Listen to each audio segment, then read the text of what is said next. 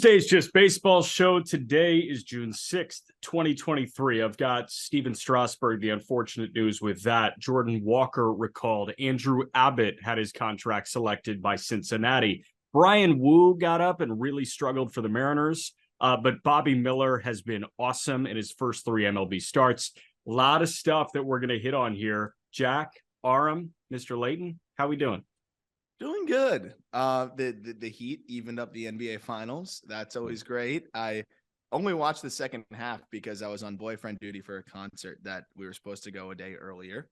And then I totally botched the timing, and I had to pick your poison. So missed the first half of the NBA Finals, which I don't know if I ever thought I would ever do that in my life. Like I didn't think that would be a decision I'd ever make. Like if you asked me in the past, I would have said like, the girl can just deal with it. But then the girl comes into your life and it's like, okay, it's amazing how you can actually just like, if you love someone, sacrifice. I sacrificed a half of the NBA Finals for Young the Giant, which I would never do in my entire life. So concert was cool. I was a little stressed out. I checked the score about every 5 seconds, but I unplugged for some good songs. And then we hightailed it back for the fourth quarter. Saw some of the third quarter, most of the fourth. And then that was the pizza hit. It was great. And I watched the Heat finish it out. So I feel good. I feel weird not watching the game that they won. And now I don't know if I should just like not watch because they won.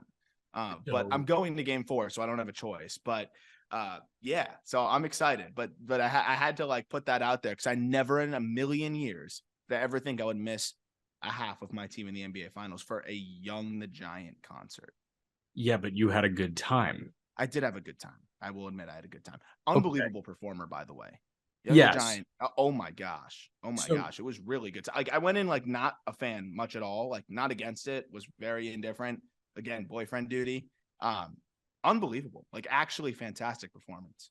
Yeah, so there's a lot to unpack there. Real quick question. What does hightailing it look like in Manhattan? You know, it was actually walking distance, the concert venue from my girlfriend Ellie's apartment. So like, jogging. It's like the good power walk. Yeah, the good power walk. Like you're sweating when you sit. The down. Arms were into it a little bit. You know, one of those. Like the arms were cranking. How did the hip feel? Stiff as always. Especially just standing there the whole time. Like, yeah, the hip. But you know what? Like it's kind of a mind over matter thing at that point. I was like, the second I saw the Heat took the lead, I was like, we kicked it into another gear. Yeah, you said pain is fake and you just got after it. Yeah, pizza ordered on the way, all taken care of. Yeah. 2-part reveal there too. Aram love reveal and Aram emotion reveal there. Yeah, you said both reveals, both rare reveals. That's crazy. So yeah. I just needed to acknowledge that before moving on. We can talk baseball now if you want. Yeah. Excited that you're going to game 4. Yeah, I'm very pumped about that. And also going to the Stanley Cup the next day. So I've got a bender of a weekend, but I'm really pumped about that. Also pumped about Jon Singleton. And I wanted to start with that real quick too, because I know that if we got into all the topics that I would have forgot to bring it up. Yeah. And Jon Singleton, you know, I put out a tweet of his timeline and I had no idea that it would get this kind of play. It was also part of this actually ties in crazily. Part of the reason why we missed the concert on Saturday was that I was running late and then had horrible time estimates, which are both things that I always do. But part of the reason why I was running late is I was making this Jon Singleton tweet timeline after I took a shower, and it took me way longer than I thought. And I was like, okay, I'm already so deep into this, I need to just finish it. But Jon Singleton's timeline is so insane that it actually made me late.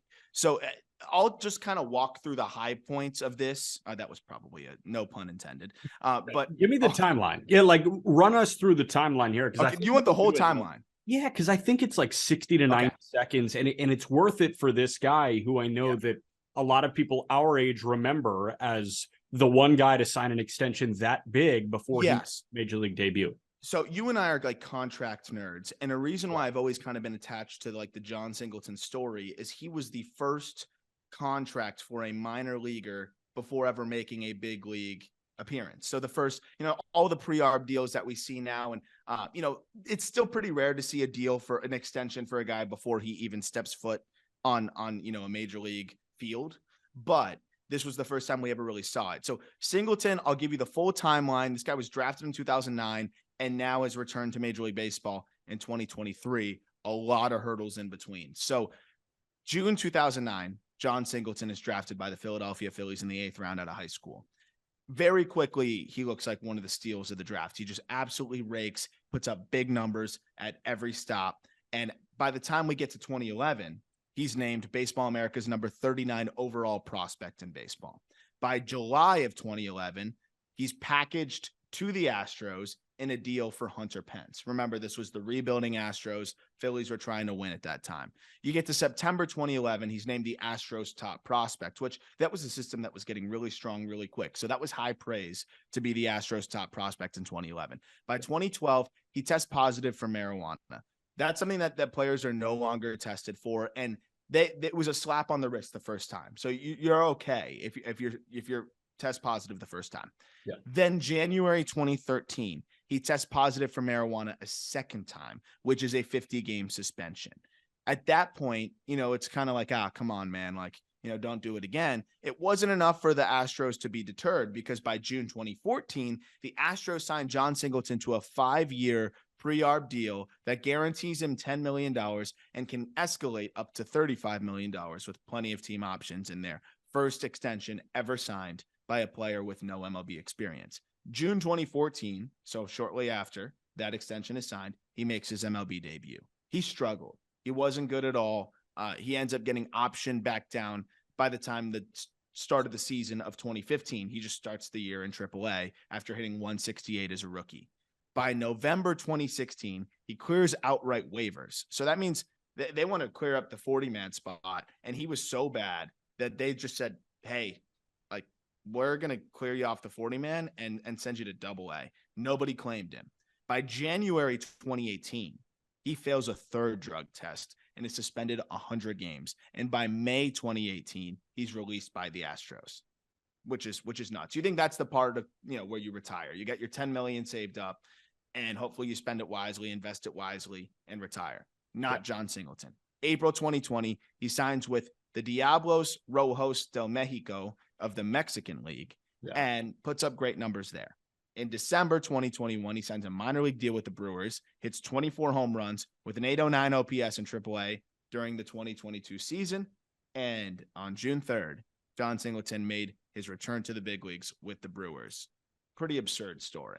Yeah, super absurd story. Couple of things to fill in there, and you see it now. You see guys clear outright waivers when they have a certain price point attached to them. So like a Miguel Andujar is in Indianapolis right now. Andujar is raking in triple, like 350. He got up, he struggled a little bit in Pittsburgh. The Oakland A's would take Miguel Andujar for the league minimum. Problem is, he's not making the league minimum. He's making above that. So that's why he cleared. They didn't want him at that price point. Jon Singleton, I'm sure another team would have taken a flyer at the league minimum. He wasn't doing that. He was getting his money, and that team would have to take him on. So that's why he cleared those waivers. That hiatus, he didn't play in affiliated or independent baseball from 2017 to 2021 in Mexico. Yeah. That's ridiculous. Yeah. His ability to come back. And the thing is, I saw him last year in Nashville, 2022. And you mentioned the 809 OPS. Batting average kind of low, struck out a lot. But this dude was walking more than anybody in the International League. And he was slugging enough. You mentioned the 24 pumps. He got better. 49 games in Nashville. This guy upped his batting average by about 50 points, upped his OBP by 11 points, dropped the K rate, upped the slug by 50 points. He was OPSing 870 when they called him up. This is like a worthy call-up. And the swing looks great. And they optioned Luke Voigt. They looked at Singleton and said Singleton's a better option than Luke Voigt. So I think that's kind of telling. And the other thing is Nashville, I know the competition is going to be different, obviously, but Nashville is a much more difficult environment to hit in than Milwaukee. So at least the environment, the power is going to play up. We'll see, if he's able to match the competition. One last thing I want to fill in on Singleton. A lot of positive responses to this timeline I put out. I mean, but when you get 3 million impressions on a tweet, you're going to get a lot of assholes. Somebody's going to say he's a weed head. He shouldn't. Yeah, he's a weed head. He's a burnout or whatever. Jon Singleton opened up about this, and this is the last thing I want to mention here. And he, he grew up in California, and he said, like, in the area that he grew up, pretty much 80% of the kids that he knew were smoking weed. It was all he knew around him. It became a coping mechanism for him at 14 years old. When that's a coping mechanism for you at 14, and then you're thrusted into professional baseball at 18, where you have all the stressors around you, you're traded for an all-star player, you have a lot of pressures, you go up to the big leagues, you struggle. Like, there's a lot of moving parts here. And he talked about how when he stopped smoking, he started leaning on alcohol to kind of fill the void, how he wasn't sleeping. Like, there was a lot more to it. It's not just, oh, guy just couldn't stop smoking weed. Like, there's more to it than that. And he even called himself an addict in his own words, because people assume, oh, you can't be addicted. You can be addicted to anything. Yeah. So I think Singleton's, just the way he's been able to power back and get back into this and get himself back to the big leagues, I think is an incredible story. If you want to spin it off in any other way, you're just an asshole. This is really cool, and I'm rooting for him. No matter what happens, though, this is an unbelievable story. He could go 0 for 20. He already got a hit, but he could go 1 for 20. And, I think just the very fact that he got his way back there is really impressive. And I think it's a really cool story. He can be a legit piece for the Milwaukee Brewers moving forward. Like, they had a turnstile at that DH because Rowdy was playing first. They had Voit as the DH. I mean, they've tried a bunch of guys as another power bat in the middle of that order, and nothing was really working. So that's when you turn to Jon Singleton. And if Jon Singleton can do that, he might play in a wild card game, man. In the year 2023, Jon Singleton could play in a playoff series. I'll nerd out real quick. 87% zone contact is fantastic for a power guy. He chases 17% of the time, and he's striking out less than 20% of the time. He never hits the ball on the ground, 30% ground ball rate. Like, he lifts, he walks, he can definitely be a big league masher.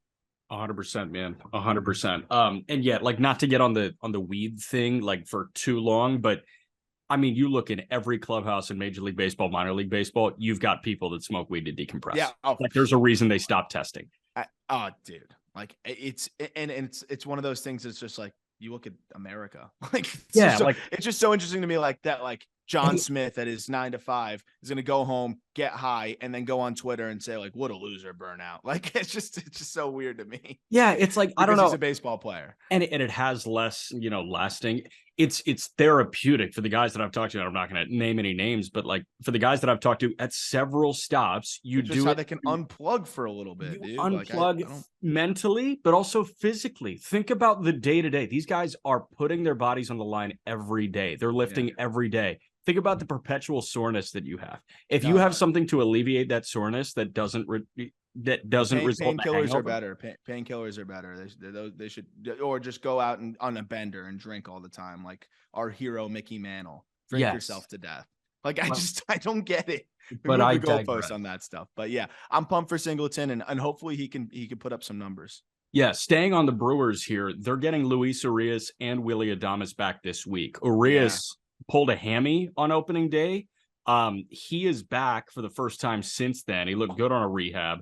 Willy Adames was in, I guess, concussion protocol. He was on the 7-day concussion IL, and he is back. This is that shot in the ass that the Brewers could really use here, especially with the Cardinals getting swept in Pittsburgh. And again, like, nobody wants to win the National League Central. The Brewers lineup might want to win it now with these three guys in the fold. 100%. That's exactly how I would have characterized it too, is you have a team that, I think they've been playing fine, all things considered. We would have never expected the pitching to be this poor, out of the gate for them, relatively speaking. And you look at the offense, like, it's never going to be great. I think it's been better than we've expected overall, but now you get to add Willy Adames into the fold, who has been struggling this year, but I think you expect Adames to be better than an 84 WRC plus. And Urias is going to help this offense for sure, like almost immediately compared to the other guys that have been getting at bats. If this doesn't get the Brewers kind of kicking in gear, then I don't know what will, but I would say they're playing decent ball right now. And this could be an opportunity for them to separate themselves. I will say, I want to tie it into the Pirates, though. What a statement series from the Pirates. We're kind of waiting for them to come down to earth and say, oh, yeah, here we go. They're starting to slow down. And we're waiting for, things to just normalize. Normalization in our mind would be Pirates back down to, the status quo. Cardinals back up to the status quo. The Pirates, it's still early, but that Pirates, series to me says, not so fast. So for the Brewers, there's an opportunity to really separate themselves. And if you have the Pirates chasing you, you feel better than, oh shit, the Cardinals are on their way. For sure. And what I will say about the Pirates series is they got a combined 6 innings from their Friday and Saturday starter. Roansy Contreras threw 4 innings on Friday. Luis Ortiz threw 2 innings before a rain delay on Saturday, and they sweep St. Louis. Rich Hill got him into the 7th on Sunday. I posed this question to Peter at the end of the Monday show. I'll pose it to you now. Name me the relievers you want throwing the 9th inning before David Bednar. Because Bednar threw Friday, Saturday, and Sunday, and he saved games Friday, Saturday, and Sunday.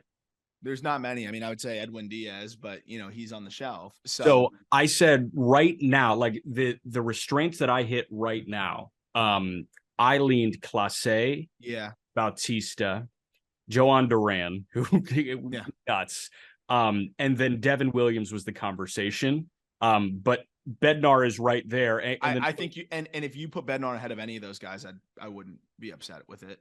Right. And the number that you point to here, 24 innings, he's punched out 30, he's walked 1. That's the thing. So some of these other guys, maybe, although right now statistically I don't think anyone's more dominant. You could say over the last 2 seasons, some of these guys have been more consistent, whatever it may be, because Bednar kind of got run into the ground last year. And that's my only concern is it's out of his control. They use him so heavily. But that's part of what makes him so amazing to me is that I don't know if there's a reliever. I'd have to look at the overall usage. I don't know how many more relievers get used more than David Bednar. This guy was going multi-inning saves. You just mentioned pitching like every day of the week. Like this guy gets used like crazy, and he always seems to rise to the occasion. Again, ran out of gas a little bit last year. I'm sure the Pirates learned their lesson to a degree. I hope that they give him a little bit more of a breather this week. But yeah, I mean, I'd take Bednar up there with anybody right now. The combination of stuff plus command. I mean, those are the best relievers right now. Yes, and that's been Clase. Like Clase has never really walked people since he's gone to Cleveland.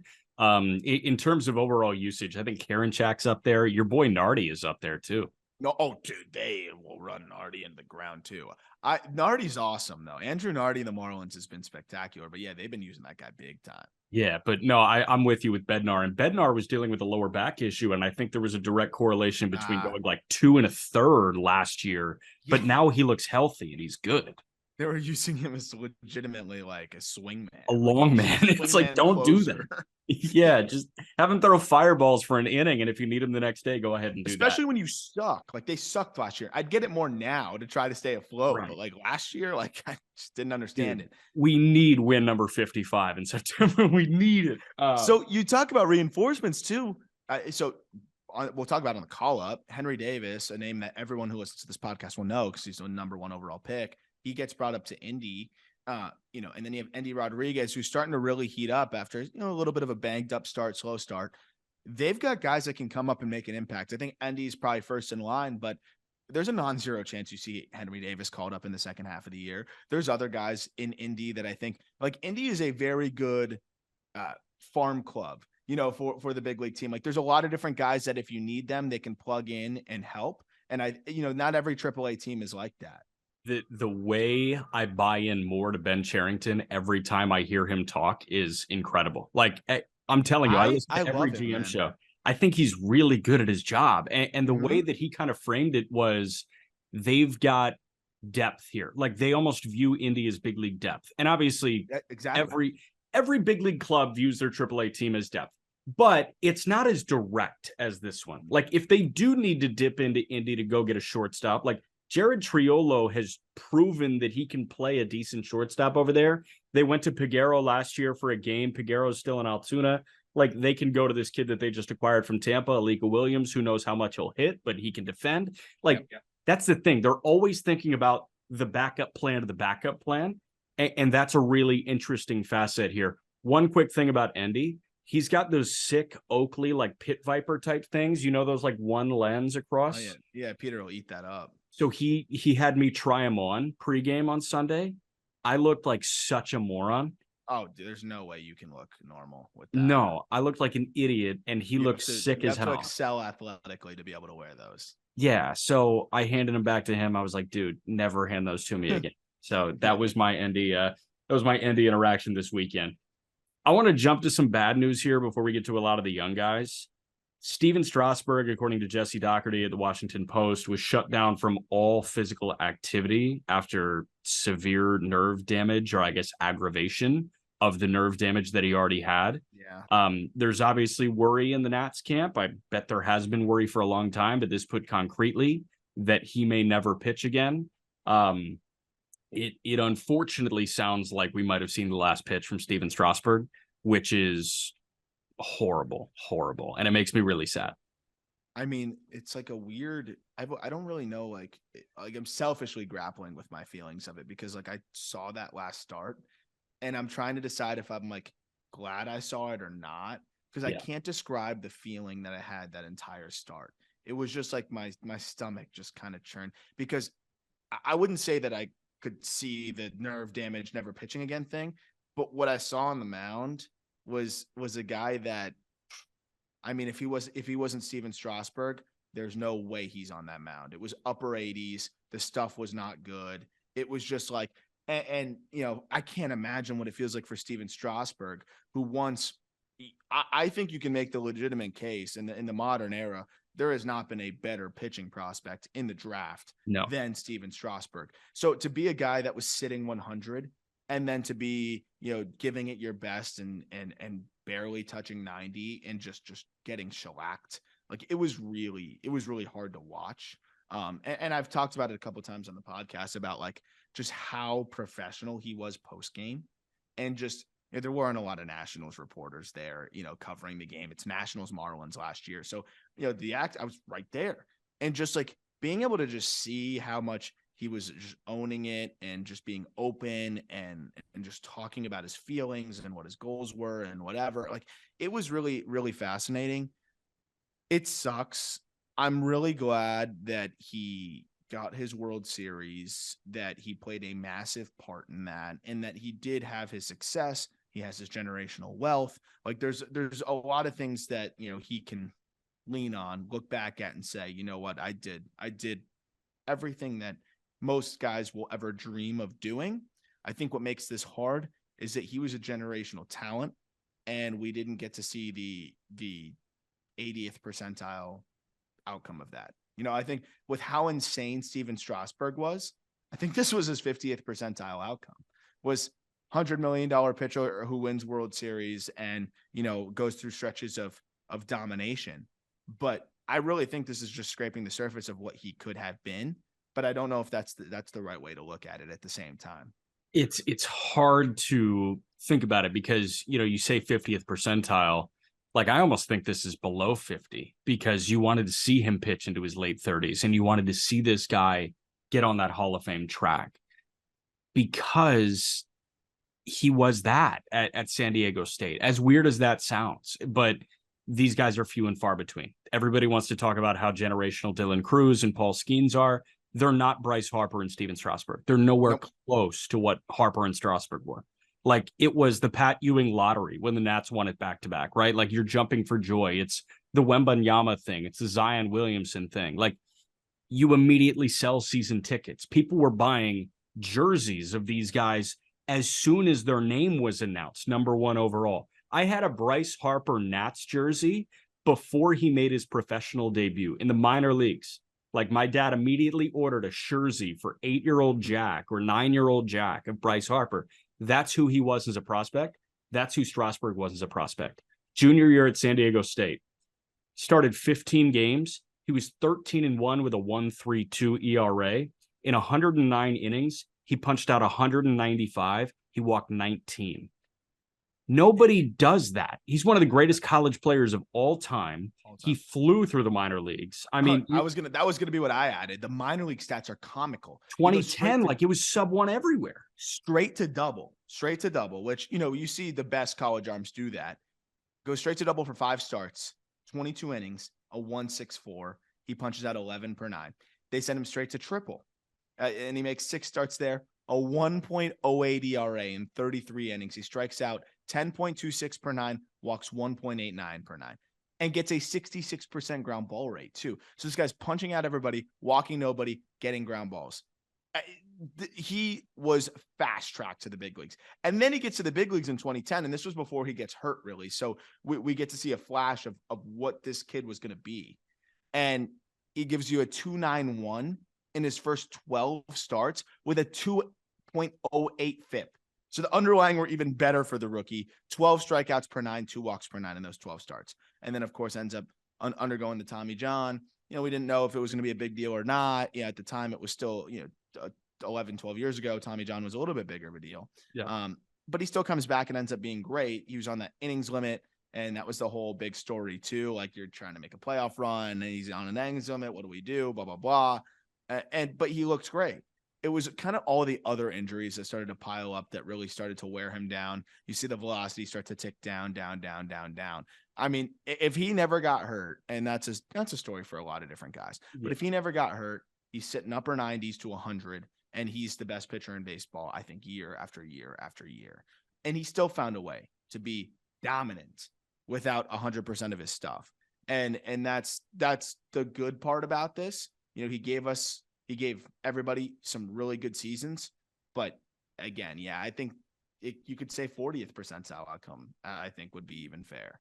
Yeah, there are. And that's still what, 3 All-Star games, a World Series MVP, like a ring. It's a crazy. And a $245 million contract, which, by the way, like, what were the Nationals thinking with that?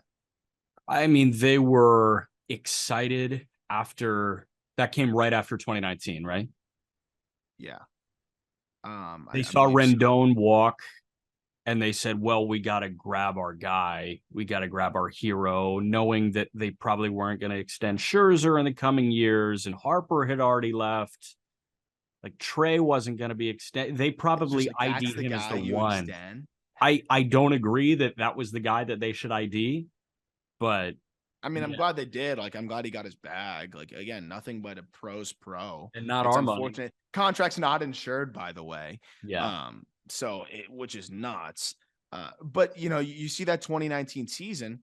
And the craziest thing is, after they pay him in 2019, 2020, he gives you 5 innings. 2021, he gives you 21 innings. And then that 2022 start, that's it. I mean, it's the worst contract in Major League Baseball history. Yes. And for nothing of Steven Strasburg's control, which really stinks. I'm just shocked that they gave him that deal. Like, when he had that litany of arm issues. But again, like, not our money. I'm glad Strasburg has something to show for it, because he didn't have that much to show up to that point. It's tough. Like, do you just retire? Like, how does that work with the money? Like, I'd almost feel like bad taking it at this point. But severe nerve damage, I don't think we see him pitch again. No, which just freaking sucks. And the last thing that I want to say about Strasburg, I don't know what his next plan of action is. Like, I'm not sure when a retirement comes or if he does try and make it back. And, I hope that story is beautiful when it's written, and I look forward to following it. I don't know when it'll be. It may be a matter of years and not days, but months, but he's already, 34 years old. It may be time for the next chapter. We have no idea. Last thing I will say is there are 3 games that I will go back and watch, like, in full. And Strasburg has one of them. Just because of the pitcher, right? Like, we've talked about it. I'm a pitching dork. I love watching this stuff. Mark Burley's perfect game, ton of bias there. Kerry Wood's 20 strikeout game, the way that curveball moved and the way that fastball jumped is fucking nuts. The other one is Steven Strasburg's major league debut, went 7 innings, punched out 14. The fastball going nuts, the fastball hitting 100, the changeup at 89, being a high-speed changeup that nobody knew how to handle, and that curveball snapping like nobody's business. I mean, that's one of the most aesthetically pleasing pitching performances that we've had in the last 2 decades. So if you're looking for something to do, Steven Strasburg's major league debut, June 8th, 2010, against the Pirates, go watch it back. Yeah, I was going to ask you, like, in terms of guys who have just plugged into the big leagues and instantly taken it by storm on the pitching front, I think Strasburg, I think Jose Fernandez. Yep. In the modern era, I think people talk about, like, Fernando Valenzuela. They'll talk about, there's a lot of guys that, we can't really speak to as much, that I've heard stories about, that I've seen clips of.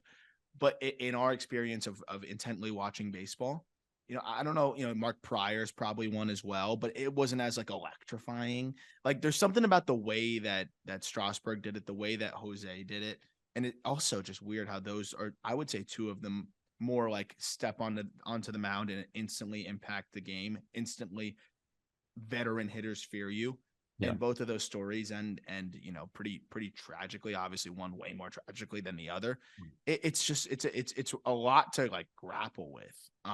But I'm glad again that Strasburg's story has a lot more peaks, a lot more to look back on when he's 70, 80 years old and say, I did that shit. There's things that he can say, I did that shit. Things that you dream of since you were a kid. He did that shit. Did he do all of it? No, but he did a lot of it. Yeah, no. And I mean, even the guys that jump to my mind, hit the ground running right away in their big league career. I mean, they had some trials in like a short stint at the major league level to start. Like I think Verlander had a rough go of it for a couple of outings before I think he won Rookie of the Year, but he had a little cameo the year before.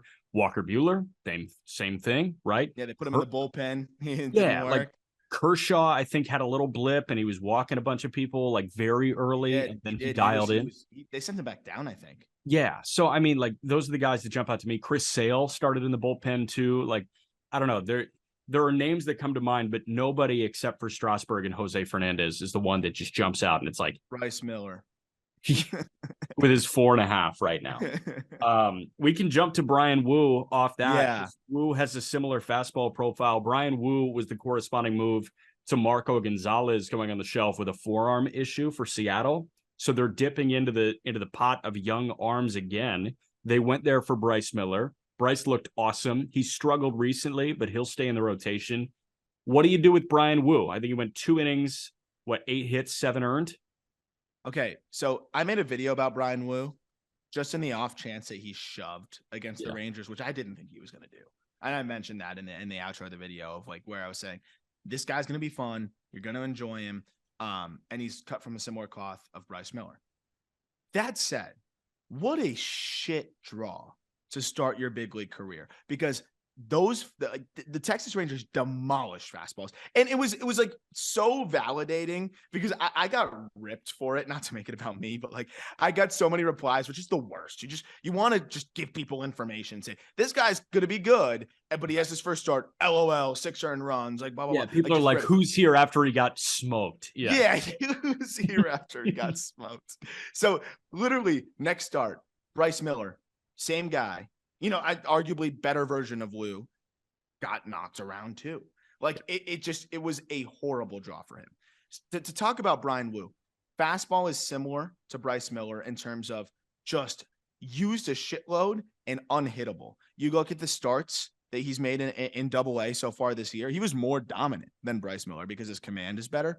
Fastball, opponents hit a $172 against it in Double-A. Tons of whiff. He releases from this low, like Scherzer attack angle that just really allows it to play up. And I think he's got a better feel for the secondaries than Miller does. But the thing that these two guys have in common is 60% fastball usage. So if guys are getting on top of that fastball, you're going to struggle. I'll say though, like, yeah, he got teed off on in this start. He still got plenty of whiffs on the fastball. It's just the problem is it's the Texas Rangers. So you're not going to get away with as much, and you got to find that secondary pitch. It just wasn't there for him. The slider wasn't there as much, and he got hit hard. I'll say though, if the question is what's next for Bryan Woo, give this guy more starts. What were you expecting when you called him up against the Texas freaking Rangers? Right. Like, of course he's going to struggle a little bit. He got whiffs. I thought the stuff still looked pretty good. It wasn't like he was getting, I don't think he was struggling command wise too much. It was just good hitters hit him. Like, it's just that simple. Welcome to the big leagues. Well, and it's best offense in baseball, man. Like, they just put up 28 combined runs on Saturday and Sunday. Like, it doesn't matter who they were seeing. They could have seen McClanahan and Glasnow and probably still would have won those 2 games just because they're that freaking good right now. Everybody's having an out-of-body experience at the moment with Texas. So, yeah, I think Bryan Woo ran into a perfect storm of shit last night, which is just ridiculous. He really only got beat by Semien and Seager. Seager singled and doubled. Semien doubled and singled. And then, you mix in a couple hits of like Jonah Heim and Ezekiel Duran. And that was really it. Like that's how he got beat, was 3 doubles, 7 hits. it came in 2 innings, which Yeah, not a good recipe. We were I know. talking about it with Bueller when we were doing 4 seams, and it's Joe Ryan. Like the Joe Ryan Scherzer attack angle is low, and that thing just it can take off from that place, and the perception is just so unique, which is what you're hoping for with Bryan Woo. This is a conversation that we're going to have on the call up today, I think. Guys that are so fastball dependent that come up like this, I mean, you run into, I guess, some blips immediately. Bryce Miller, obviously, like the fastball profile was good enough for him to thrive in his first couple of starts. But listen, big league hitters and the best hitters on the planet, no matter how good the metrics are, they can probably adjust if you're Yes. so fastball reliant. That's why I was really nervous. Like when we go on like Peter's streams and giving picks and like, are you back in Bryce Miller? I'm like, I'm waiting for this shoe to drop. Not long term, but I'm just waiting for a couple starts where the shoe dropped, and it kind of has. Which, because again, I would say, and I got to do a little bit more research on this, and honestly pick Walker's brain a little bit more on this. But from my experience on the fastball heavy guys, you can be dominant almost every single start if you are pinpoint with it, in the right spots. But big league hitters, man, like if you're a fastball heavy guy, those guys will get bombed when they're tugging it down a few balls. When you're tugging it down, like Mike Trout, we always talk about this. He will let you beat him with high spin fastballs at the top of the zone. If you locate 3 up there, he'll let you beat him. Yeah. But I dare you to locate 3 up there, because if you tug it down 2 inches, it's gone. It's in the water. So like that's the difference. And I looked at just the chart right now as we're talking. All of the extra base hits that Woo gave up were tugged middle. And in the minor leagues, you tug middle, you'll get away with it most of the time because of the life. Welcome to the big leagues. Again, I'm not worried. I still think Woo will be a good big league pitcher. Yeah. I mean, these hitters are sharks, man. They are great white sharks, and they just fucking wait for you to make a mistake, and then they pounce. Bobby Miller has not made many mistakes so far in his big league career, and he looked awesome again on Sunday Night Baseball. Bobby Miller is, like, we've talked about him a lot, right? Because this is overwhelming velocity. He's got a couple of great secondary pitches. He really has a 4-pitch mix. I think he's still trying to turn some of those pitches into something elite, but in his first 3 starts, it looks like that 4-pitch mix can play right away, and he looks like a great young arm for the LA Dodgers, and maybe the great young arm for them. I'd argue 5-pitch mix, because you have the 4-seamer and the sinker too. And it's funny. If you go back, this has been a guy that's been really tough for me to fully wrap my head around. Because the 4-seamer gets hit harder than you'd think for a pitch that's 100 miles an hour. But again, he has a sinker working off of that. And then the slider is fantastic. The changeup's inconsistent, but shows potential. And then he mixes in that taste-breaking curveball. The arsenal, and I think I've mentioned it in the write-up, is similar to Sandy Alcantara with the way that he's able to attack you. But I think he's still trying to feel out how he wants to attack hitters and the pitch usage. And I think the Dodgers have really helped him with that. But the fastball command is really what stood out to me. You look at the last 3 starts he's made, 74% strike rate on the 4-seamer, 87% strike rate on the sinker. So on the fastball alone, he's landing it for a strike 78% of the time. So that's going to set the tone. He mixes in the slider and the curve. Those have been a bit inconsistent, but when you're getting ahead in the count the way he is right now, it just sets you up for success. So, I mean, I'm really impressed with Bobby Miller, the command. I think the fastball command specifically has opened up a lot of doors for him and has taken the pressure off the secondaries. I'm buying what we're seeing. I do think there's going to be some ebbs and flows. I do. Like, I think there's going to be spots where if the fastball command's not there, we're going to see him have a rough start. But so far it's been there. And I think that's kind of the starting point for him. Every single outing is, how's the fastball command? That sets the tone, because I don't think he's ever going to be a guy that's polished enough, maybe down the line, but I don't think he's ever going to be that guy that's like spinning in the 2-0 breaking ball. And you're like, whoa, he doesn't have it quite like that yet, but the fastball is enough to set the tone. And man, did the Dodgers need him? Oh God, they needed him so bad. And what I will say about Miller is he is different than a lot of pitchers making their major league debut. A lot of pitchers making their big league debut, especially if they're top prospects, they may be almost pressing and nibbling. Like they're like, hey, I got to be perfect because I'm billed as such. And we saw his teammate, Gavin Stone, nibble a little bit in his first couple of starts, actually nibble a lot of it in his first couple of starts. We should have known that Bobby Miller was going to be confident and say, I'm a badass motherfucker. Like, I'm going to rip this. this is the fit that he rolled up to Sunday Night Baseball with. Like, I know. I saw Walker quote tweet that. He dude, was like that's the gotta know. hardest fit. Have a couple of chains, ripped jeans, a neon Balenciaga shirt. Like, I don't know. He's just popping off, man. Like he looks like a confident dude. And watching him pitch, he pitches like a confident dude. And those are the guys that I buy immediate stock in to hit the ground running. Zone confidence is the name of the game. And I think for Gavin Stone, he had that last year. He lost it because his fastball's a tick down and the shape's a little diminished. And so when you have that feeling of like, oh shit, my fastball's not, going to get as many whiffs in the zone, you start to nibble. And that's the problem with Stone. Not a problem with Bobby Miller, especially because he's got the two variations. So even if guys are getting bad on ball a little bit more than he thought, okay, I'll go to the sinker, try to get on top of this 99-mile-an-hour turbo sinker. Good luck. And that's exactly what it's been.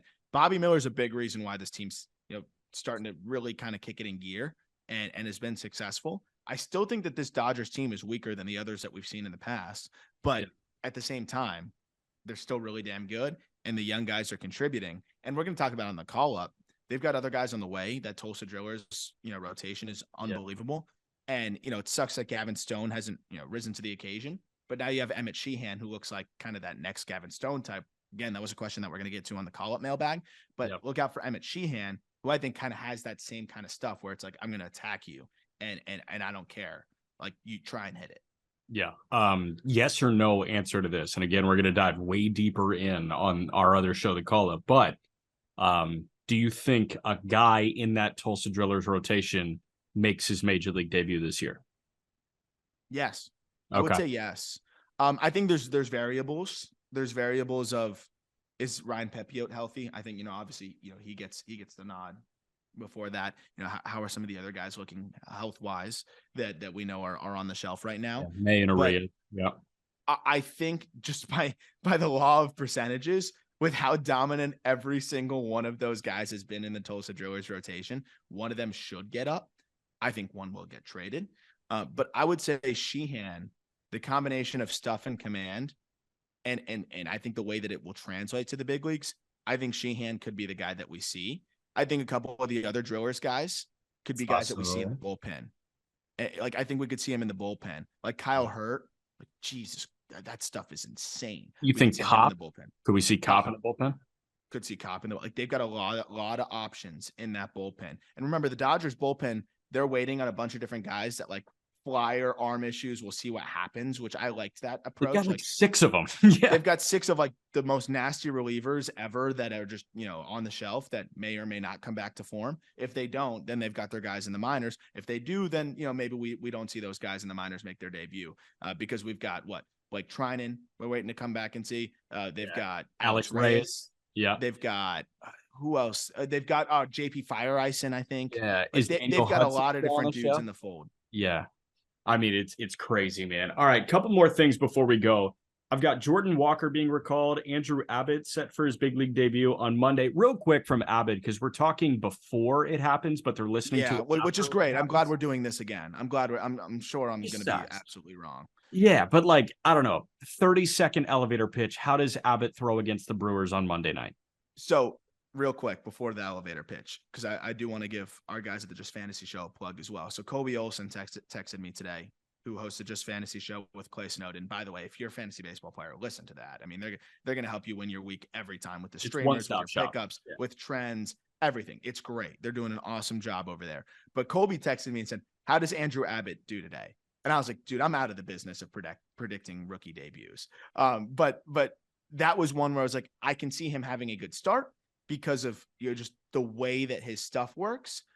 But I could also see him running into a bit of trouble because the long ball has been the one Achilles heel for him. You look at his last 2 starts, even specifically, he was great. But 3 home runs, his 3 earned runs, all 3 on solo shots. Like, that's how he's going to get beat. Don't love that for a guy that's pitching at Great American Ballpark. What I do love is, what is it? We got 24 strikeouts in his last 3 starts. Yeah. Like, and that's against Worcester, Syracuse, Jacksonville. 3 pretty good lineups out there. His stuff is just continuing to get better. The fastball is ticked up. It's 93. The changeup is nasty. And he's got this curveball that is just gross. I think with the 4-pitch mix, with the improvement in fastball quality that we've seen kind of, obviously not to the degree that it was with the tacked balls in Pensacola, or I say Pensacola, in the Southern League. Yeah. But it's still really good. I think he's going to be an upgrade for them in the back end of that rotation. And I think he's going to be, a low fours guy. He might start hotter than that. I think, by the time we look back at it, low fours guy, that helps the Reds. And bringing up Peter's bet here, the future bet, like of him putting to win to like, it was plus 3,000 on them to win the division, which I know you laughed at, but you know what? In the sake of the bet, it definitely helps. Like, this definitely makes the Cincinnati Reds better. Even if he has growing pains, the Reds are better. Yes. Yeah. No, I'm totally with you, man. And I'm excited to watch Abbott, especially with Lodolo dealing with these injury issues. And, with like the more intrigue in the rotation for the Reds, the better for me, because I know what's coming lineup wise with Ellie De La Cruz and Christian Encarnacion strength. Like, yeah. And also just like, I just don't need to see like Connor Overton, like I'm good. I'd rather see Abbott develop. Or Assessa. Yeah. Like I'd rather see Abbott, face the fire. That is the Milwaukee Brewers. Real quick on Jordan Walker. He got recalled over the weekend. He's up for good now. He cannot go back to Memphis, I don't think. I think Jordan Walker's a big leaguer for the rest of the year. So do you think it was injuries that brought him back up, or do you think he like earned it? I think it's probably the former, which I vehemently disagree with. I think that when you have a top prospect in baseball, that guy should control his own timeline. You should not alter your timeline for him based on what happens elsewhere. You have enough organizational pieces. Lucan Baker is a guy that can have his contract selected if you feel like Walker is not ready. Lucan Baker was selected. Walker's ready too. Yeah. I hope they frame it as he was ready. He's here forever now. Because I was going to say, like, he didn't look that good in triple when he went back down. No. Like, he didn't look bad. He didn't look good. But he didn't dominate like you would want to see which from him. I understand not dominating after you're probably in your dome a little bit. You're probably working on some things. But what did he have in that stretch? I'm trying to pull it. I think it's a 746 OPS in that stretch. That's not Jordan Walker. That's not top prospect, top 5 prospect, top 4 prospect in baseball, top 3. Yeah. I think he can be a contributor for them, but I agree. Like, keep this guy up there and let him continue to get at bats. But I could see if he's not doing great, if he's just doing okay and they get their other guys back, they could send him back down, Jack. But they shouldn't. Like that fuckery, that tomfoolery with Jordan Walker is so frowned upon. Weird. It's so backwards to me because you have a team that clutches onto their prospects, which I can respect, right? Part of the reason they were in on Soto, remember? Yeah. And the reports were not trading Jordan Walker for Juan Soto. Okay. But then he better be a priority for you in terms of how you handle things. Yes. And you better be willing to fall on that sword of, even if he's your fucking 9-hitter, like Zach Neto. Okay, he's my 9-hitter, but he's in the lineup pretty much every day. The Yankees with Anthony Volpe. You don't think that they kind of wish they had a better shortstop option right now? I know he's been playing a little bit better. Of course they do. Oswald Peraza is raking in AAA. I'm sure it's crossed their mind like, Peraza maybe might plug in and do a little bit better for us. But you committed to your young star and you let him work through it. And if you have to suffer a little bit in the first half of the season, look, if we're in August and you're a few games out, okay, shake it up. Figure something else out.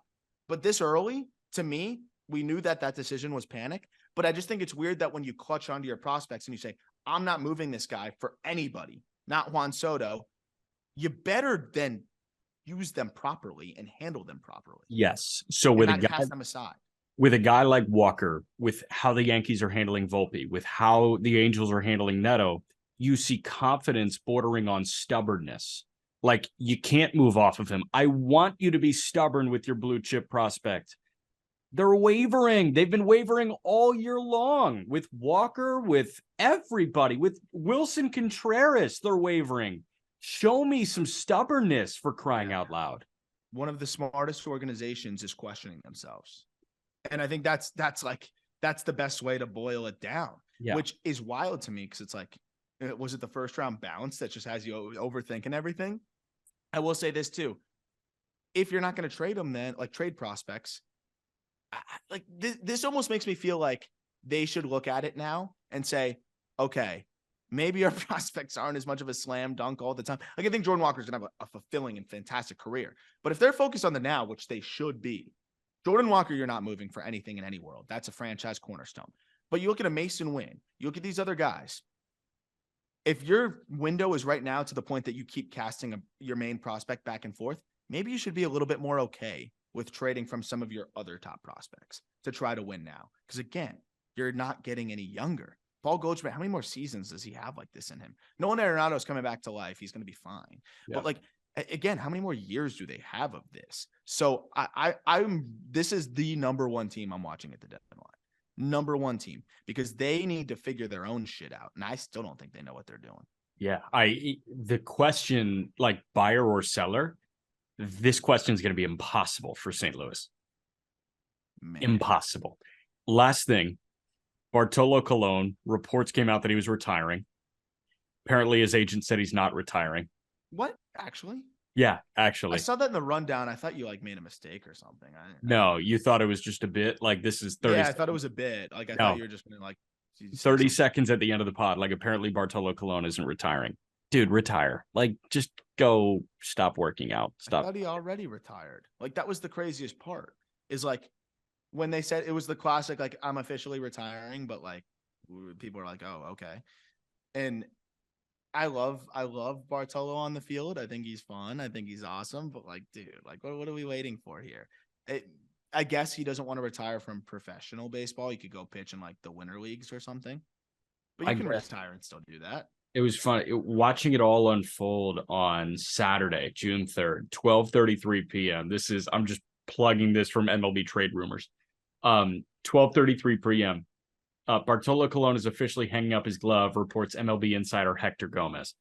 At 4:17, Colon isn't retiring. MLB Trade Rumors has learned from the pitcher's agents at Wasserman.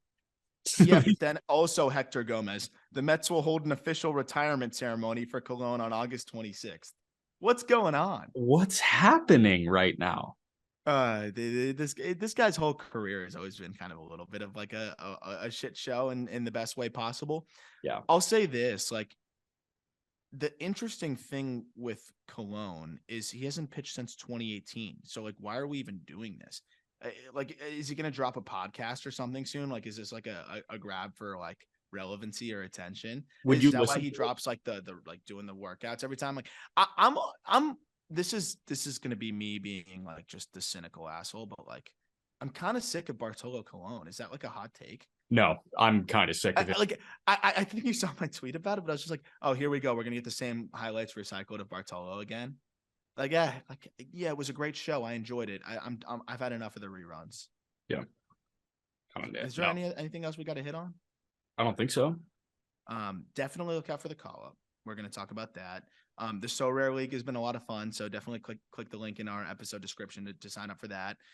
We have new merch dropping. Very excited about that. We're waiting to get like good pictures of it, but definitely pumped about that.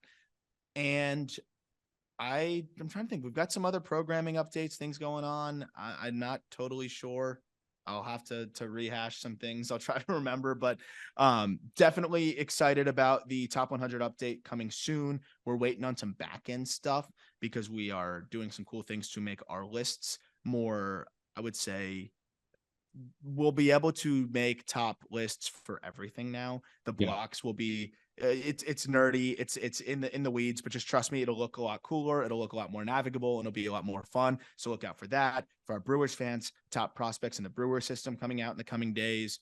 JustBaseball.com is humming on all cylinders. I wanted to thank everybody for really, I don't know how many of the listeners to the podcast like read our articles, but we've had month over month record setting page views, also record setting audio listens for the podcast, and both are unbelievable. But there's something about the website that just blows my mind with the amount of people that are going to the website.